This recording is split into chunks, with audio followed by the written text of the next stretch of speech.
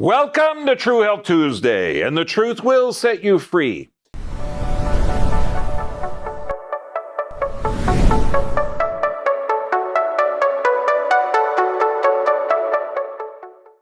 Free. Okay, I like this quote from John F. Kennedy. Now, listen to this. A nation that is afraid to let its people judge the truth and falsehood in an open market is a nation that is afraid of its people. Welcome to America 2020, 2021, and 2022. Okay?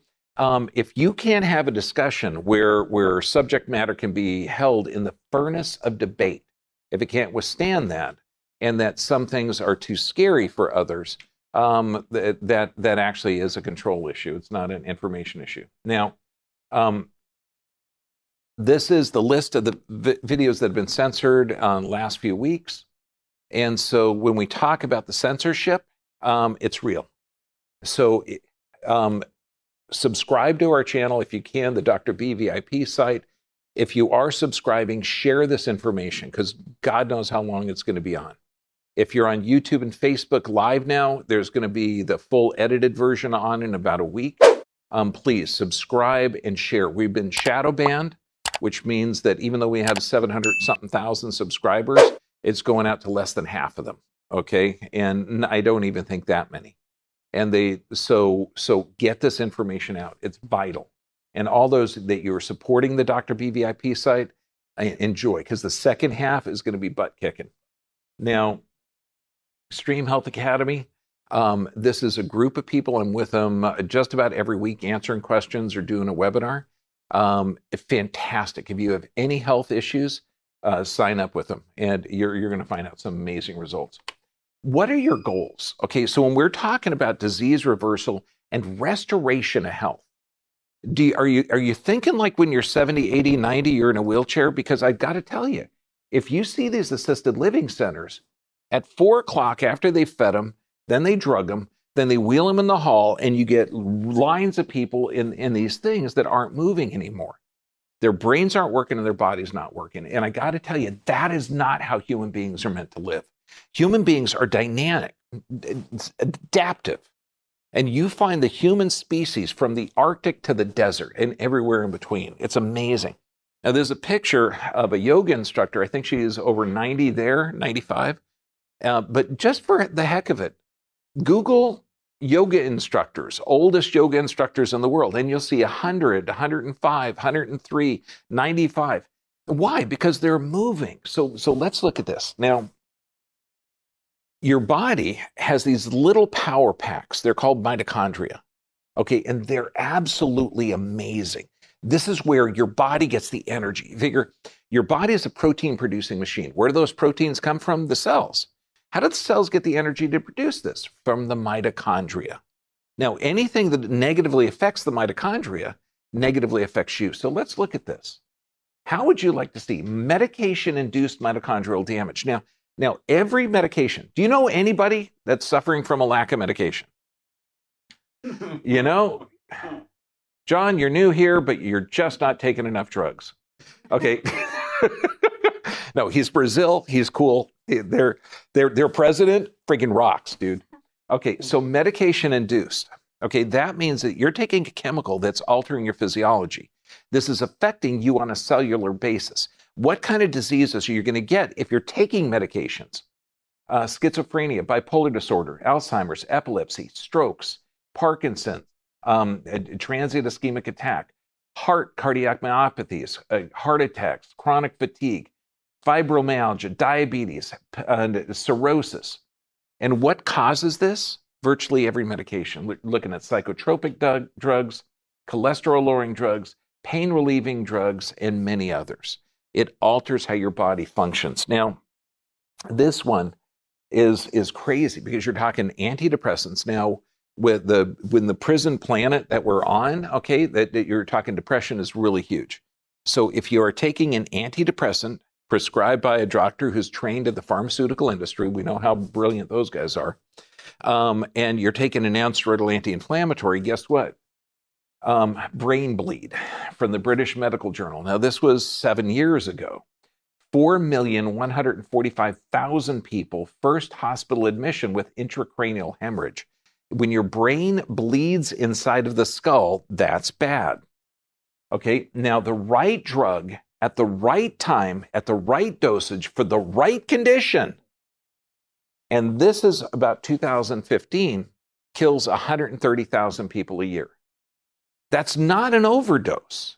In fact, the right drug at the right time and the right doses is 5 times the amount of drug overdoses, okay, including heroin. This was a great one out of EPUB, 2014. Our prescription drugs are killing us. Prescription drugs are the 3rd leading cause of death in America. Now, what's the first? No, it's not COVID. That was funny. Okay, no, cancer, heart disease, medical care. Okay, those are the top 3. Now, it happens to be the prescriptions after heart disease and cancer. Now, half of those who die have taken their drugs correctly. Now, you're talking, think of that. Now, major reasons why the drug deaths are impotent drug regulations. This means that have you heard of Vioxx? Okay, it killed more people in the Vietnam War. Supposed to be a pain reliever. Have you heard that? Did anyone go to jail for that? No. Were the studies supportive of the claims? No.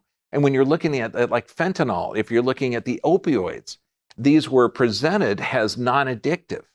Okay, so when we talk about impotent drug regulations, that's huge. Now, so how do we get older and stronger? How do we maintain vitality? What's the number one leading indicator of your body decline or your body health? Muscle mass. Now, why would muscle mass be a predictor? Well, for one, if you're not using your body, is your heart getting worked? Probably not. Okay? If you can't build strong muscles, guess what that means? That means that you're in a stress state, you're producing less stomach acid, so your body literally doesn't have the amino acids from the protein. So that means your digestion is trashed. So when you look at muscle mass, this means your body is literally able to build healthy cells. And if you move this, you're going to get a healthy brain. So it makes so much sense. But listen to this article. Obesity, as defined by the body mass index, has not been associated with consistently higher mortality in older adults. However, total body mass includes fat and muscle, which have different metabolic effects.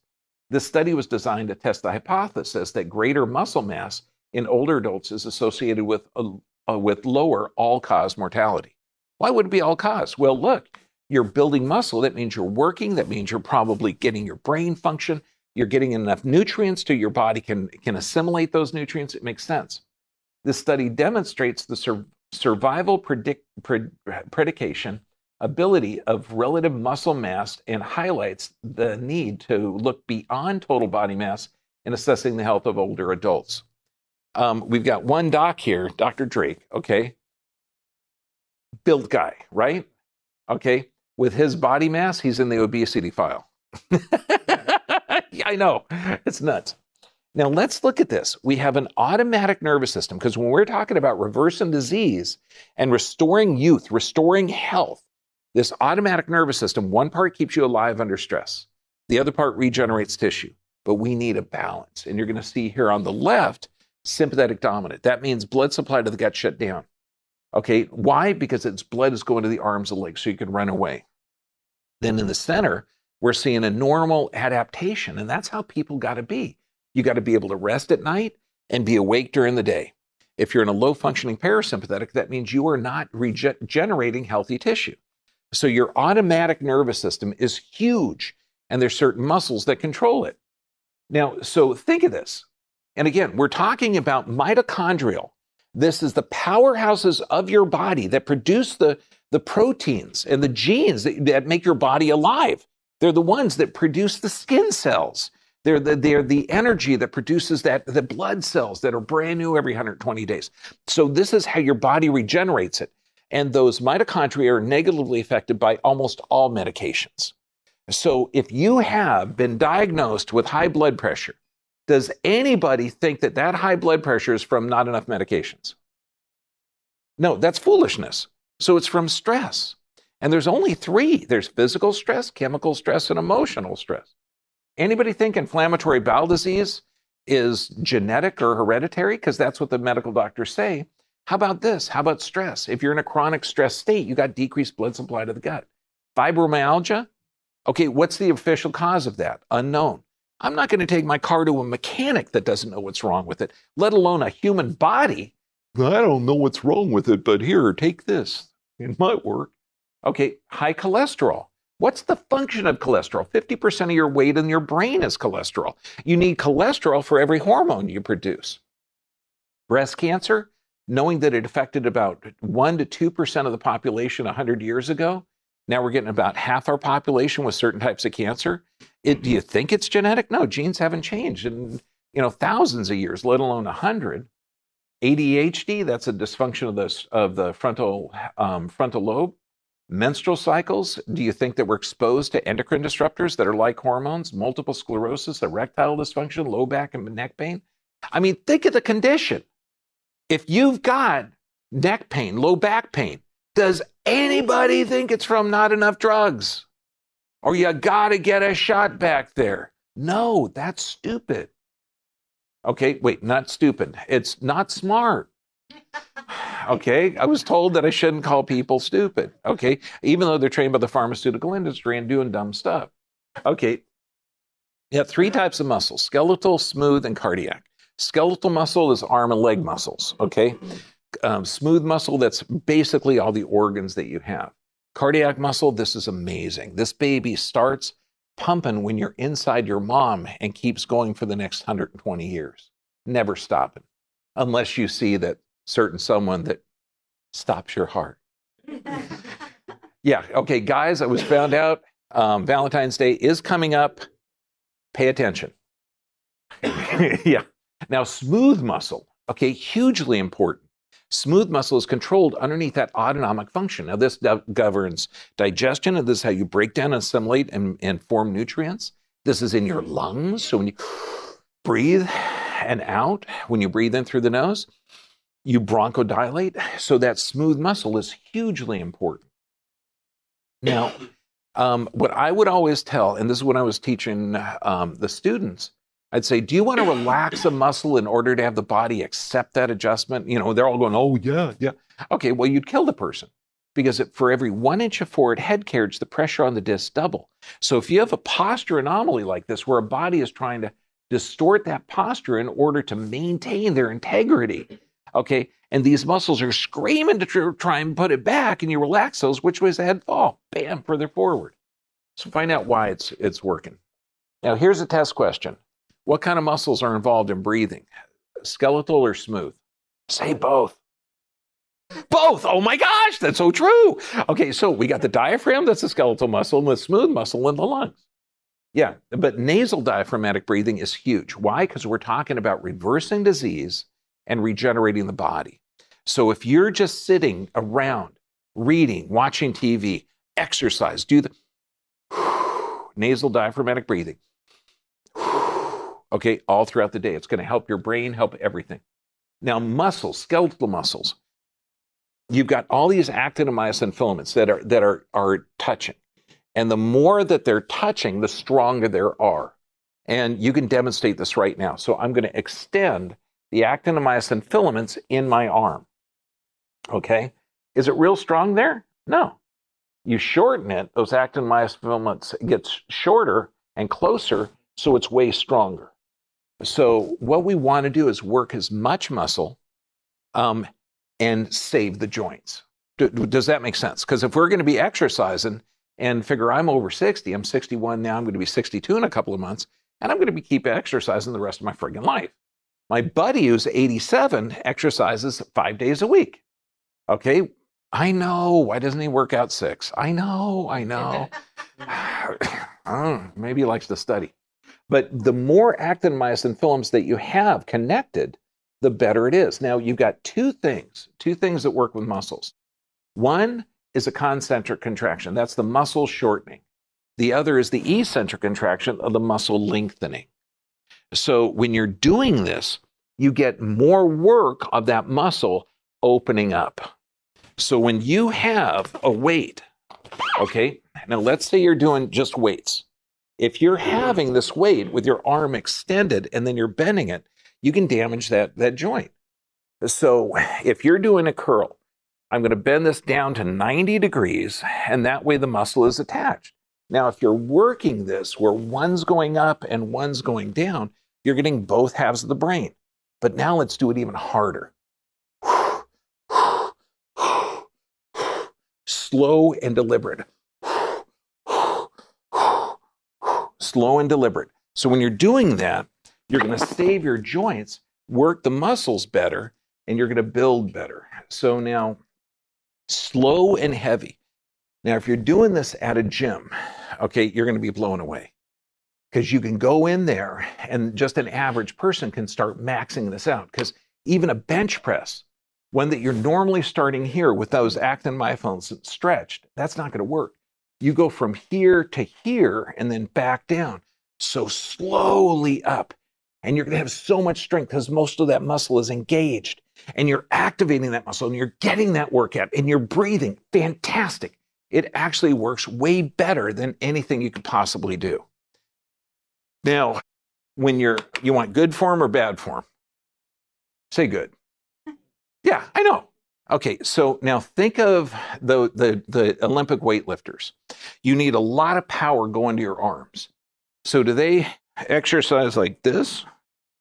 No. You're choking off the blood supply, nerve supply to this thoracic outlet. So what do? They lift their chin up, get ready. Yeah! Okay, because that opens up the blood supply, nerve supply, so you got good oxygen flowing to the tissue. Now, joints. I like exercising the joints the way they are, not straight out, not to the end range. Nobody lifts like that. Nobody. I mean, think 2,000 years ago. You know, some people will say, well, you lifted wrong. Okay, look, you and me, we go hunting 2,000 years ago. You make a great shot on an ibex. I think, man, good shot, buddy. Do I say, be careful, don't lift and turn? No, you already know. You shorten the muscles, you get underneath it, you pick it up, and you're able to move it. I mean, it's just common sense. But the joints, and this is one of the best ones, is the rotator. Okay, what you want to do, look at our shoulder health video. You have a great weight, drop it down, and it's just a pendulum. You're just doing a leg swinging like that. You got to restore the curve of the neck. Resistance versus aerobic. Resistance always do first. So that way you got tons of glucose there, tons of glucose. And this is what your body uses for fast energy. And you're lifting it. Okay, then aerobic second. Now, why is this important when we're talking about regeneration? Because it increases angiogenesis, that's blood vessel formation, neurogenesis, that's nervous system formation, synaptogenesis, that's connection between the nervous system, and the synthesis of neurotransmitters. That's how your brain produces. That's how your brain communicates, okay? So when you look at this exercise starts to regenerate your body and your brain and your immune system. It's like, God, that makes sense. And so does that mean that if you want to be healthy as you age, this has to be your new job? It does. Now, memory, is that important? Yeah. Okay, well, you've got, every time you move, you get this information going up into the brain that's attached to the cerebellum, and that cerebellum controls the frontal lobe. So that's anxiety, stress, impulse control. Also, reversing hippocampal volume. So this means that the structures inside of the brain, if you're exercising and breathing, they get better. It turns out that this is actually good for you. But also increases oxygen to your brain, exercise, releases accumulated toxins, and increases the nutrients. Now, you're going to see a lot of people getting human growth hormone injections, okay, typically in Hollywood. Now, that's a synthetic thing that has a side effect of developing bad stuff like cancers. How would you like to tap into your own HGH, human growth hormone? I like doing that. Interval training. Now, what's fun is, we're going to go over this, but high intensity interval training, 771% increase. Now, what does human growth hormone that you produce, that you don't have to buy, that your body already produces because your body's built by God and this is friggin' quality. Muscle growth, fat burning, strength, longevity, anti-aging, healing, growth, repair. Is this how you restore that youth and reverse disease? Yes or yes? Okay, yeah. So the interval training. Now, one thing I got at home is a heavy bag, okay? And if you're working at this thing for 30 seconds, okay, 30 seconds, it's a long 30 seconds. And then you relax for 90 seconds, okay? You can do deep breathing, oxygen, and then you go back 30 seconds as hard as you can. Then you relax and deep breathe for 90 seconds. Then I'm telling you, it is a hell of a workout, okay? Particularly if you're doing it correctly. And high interval training is amazing, but do whatever you can. If you're just starting a program, okay, I recommend seeing a corrective chiropractor, getting your nervous system working correctly. But you can start just by, I've got patients in wheelchairs and they started just by deep breathing, bouncing, trampolines, fantastic. The jumping jack, okay, was popularized by Jack LaLanne, but invented by General Pershing. Okay, we have 2 trampolines here. Why? Because when you're doing this, you're increasing and decreasing pressure of that nervous system. So just bouncing around will help you generate bone. It'll help you generate lymph. It's fantastic. And it's fun to do. Now, office workers, the majority of people are sitting at home with this. If you're swinging a golf club, the pressure on the L5-S1 disc increases 8 times normal. If you're sitting, the pressure increases 5 times normal. Okay, so we don't know about this. And this is why we give exercises to turn sitting into therapy. But what happens? Office workers, carpal tunnel syndrome, that's a double crush injury beginning in the neck. And all of these things, nobody has carpal tunnel syndrome because they don't have enough surgery. Nobody has headaches because they don't have enough medication. So we have to change this world. Now, how do you survive that? You got to move. If you don't move a joint, and think of this, if you are sitting, staring at a computer for an hour, okay, you're not feeling the joints in your body. But if you have your arm bent like this for an hour, guess what's going to happen? God, I can't stand it. Okay, you want to straighten it, stretch it, move it, so that joint starts to become healthy. So you have to move your body. Get moving every hour if you have an office job.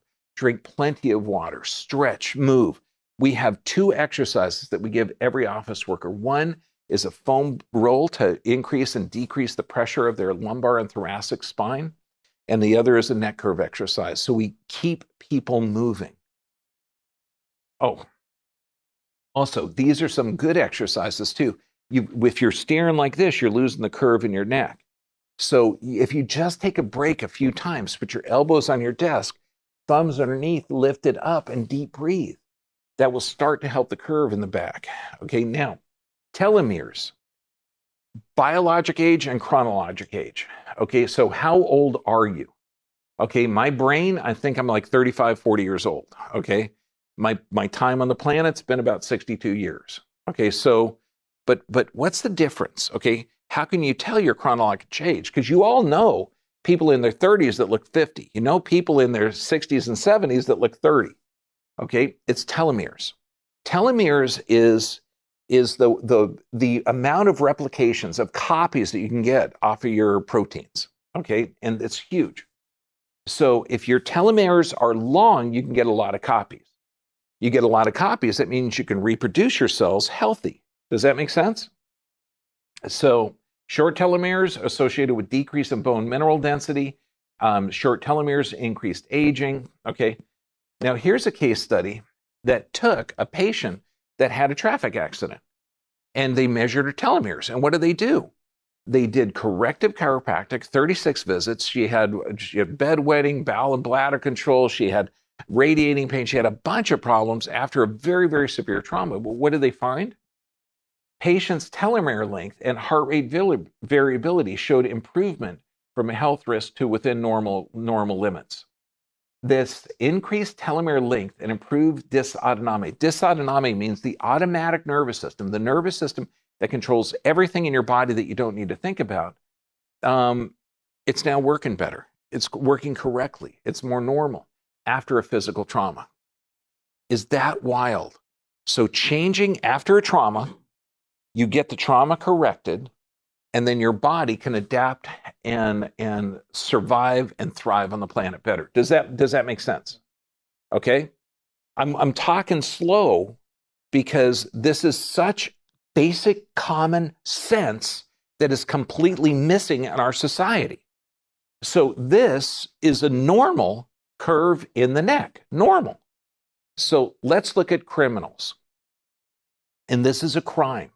This is 1961. What you're looking at on this is a reversal of the curve in the neck. To get a trauma bad enough to reverse the curve in the neck, you had to have torn a ligament, the posterior longitudinal ligament. Now, what is the therapy for this in 1961? Same as it is today, drugs or surgery, or you find a chiropractor and they actually correct it. 63, they didn't correct it. Now, what we're seeing here is massive degeneration at C6, C7 there, and that's enough degeneration that this trauma has been there more than 10 years.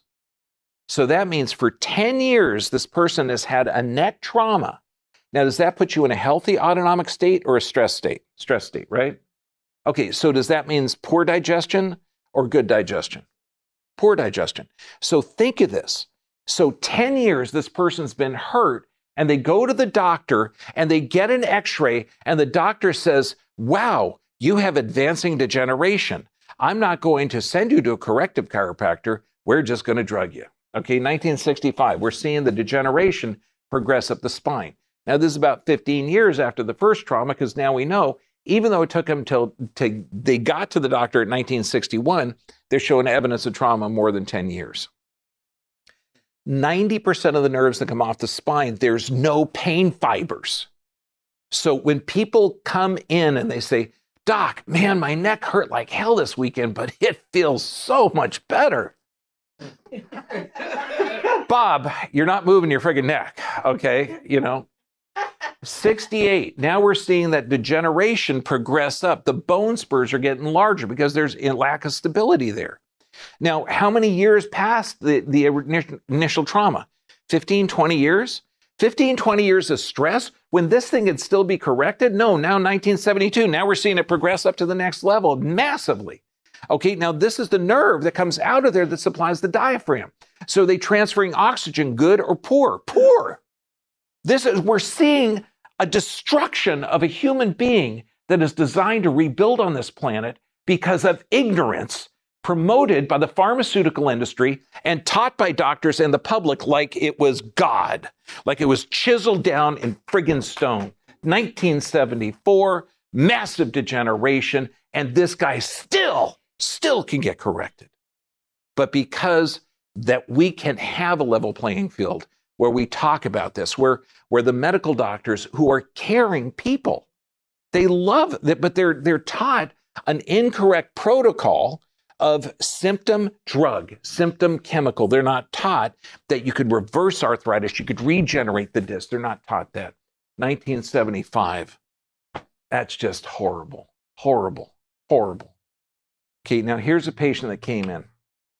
Gymnastics, years ago, 36 years old, okay? That's a reverse curve in the neck. They did a ganglion nerve block. Okay, so think of this. The doctor probably took an x-ray, said, wow, miss, you have a reverse curve in your neck. I'm going to take a needle and put it in your spine and deaden those nerves. Now, this is common for chronic regional pain syndrome, CPRS. Okay, it's common for fibromyalgia. It's common for neck and shoulder pain. And guess what? It helps sometimes. I know what you're thinking about. No, it didn't help. You deaden the person's awareness. The problem was still there. It's still going to progress. They're going to be miserable. And the doctor doesn't have the knowledge base to say, hey, look, go fix it. Okay, does that make sense? Okay. Yeah, we're going to change this world. So when we put up the 5 keys to health, this is the 5 keys to regenerate. This is the 5 keys to reverse degeneration. And the only way you can do it is by taking charge of your health now. Okay? You need correct nerve supply. You need regular exercise. Why? Because if you move these joints, they get strong. They do. Oh my goodness. You need proper nutrition because you got to have the raw materials to regenerate the tissue. You need sufficient rest. Why? Because that's when your body regenerates. I had a patient yesterday. I got to sleep with the TV on. Okay, well, you're never going to regenerate. That's one of the contributing factors. Okay. Do you want me to fix you? Yeah, okay, you got to take my advice. Okay. Prayer and meditation. Gee, I don't know. How often should you do that? How often should you exercise? How often should you eat right? You think daily? Yeah, good idea. Okay, I think it's a good idea. So it seems too simple. It seems too simple because you've been taught a lie that this runs in your family, that everybody has bunions or everybody has this. Okay, check back in history and see your great-great-great-great-grandmother. Now, granted, she was eating nothing but healthy and organic. She never had a lot of drugs, okay, unless that wagon, the snake oil salesman would come by. Okay, now we got snake oil salesmen on every corner. They're called pharmacies. Okay, but she probably was healthy. Okay, otherwise you wouldn't be here. So we are going to enter into a world, like John F. Kennedy said, if the country that you're in is afraid of having what you're saying in the public forum, that they're afraid of you, we're going to bring up some fearful data now. So God bless you, YouTube and Facebook viewers. Please share this information and data. When I say that this is vital, if you've already seen this, baby, you know this is vital. So, and normally I kind of cheat and I go on to the first slide, except the first slide here is, no, it would probably get us kicked off. So see you later. See you next week. And I think you're really going to like next week's show. That one's rocking. Okay.